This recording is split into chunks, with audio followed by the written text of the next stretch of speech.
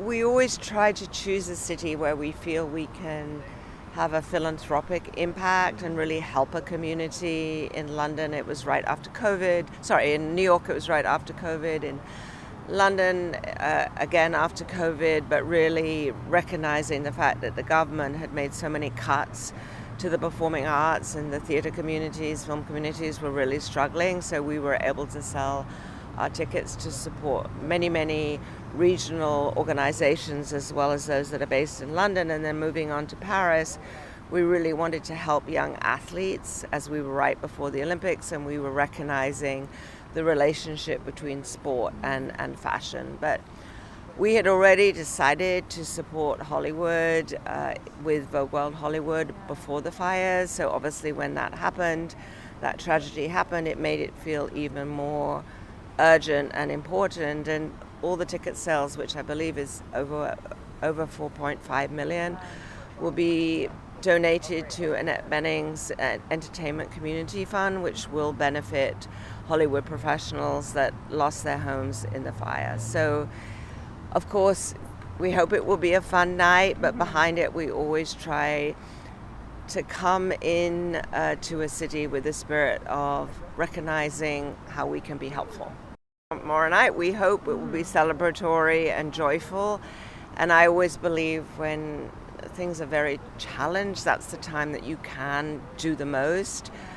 So we have a history of sort of picking ourselves up and saying, what can we do to be out there and to support the communities that need it most? Vogue has always stood up for those values. So it's very meaningful to be here at Hollywood, and we're very grateful to the support of the community from all the studios and from Rick Caruso, and obviously from Governor Newsom, and particularly David Ellison and Paramount. So we hope very much that it will feel like communities coming together and supporting each other. Part of the show that you'll be seeing tomorrow night is Vogue's choice of, I think it's 50 iconic actors whose costumes we feel have inspired not only the fashion community but audiences all over the world, whether it's Ingrid Bergman and Humphrey Bogart in Casablanca, or Keira Knightley's costume in Atonement.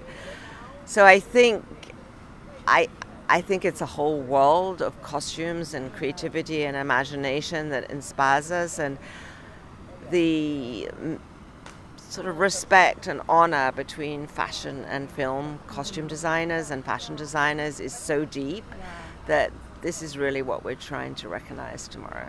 Started in this business, there wasn't a lot of representation, and I'm very proud to have been a part of what happens behind the camera, the work that happens behind the camera, because as costume designers, we're storytellers, and we really want to tell our stories. You know, like the fires that happened might have stripped away our history, but they didn't strip away our stories and our passion. And so rebuilding like this here at Vogue World is just a part of like why I got into this business to begin with, because I love telling our stories, and I love telling stories in a true manner. You know, LA has been my muse and my home, and I've loved living here for like 38 years. So it's been 38 years of building stories from the ground up,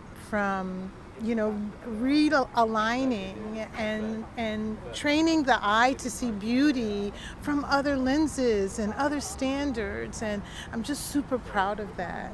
I love that. And I was also excited about the fact that I wanted to be involved with something that was truly giving back and truly a support to the costumers and the costume designers. So I was excited that on this platform, at this level, that we were able to do something big, and so I was super excited. Anna selected the films she wanted featured, and I selected the pieces. That's a lot to do with actually what was available, what I knew I could get, and actually two of them are out of my own personal archive, and the other two I knew where they were.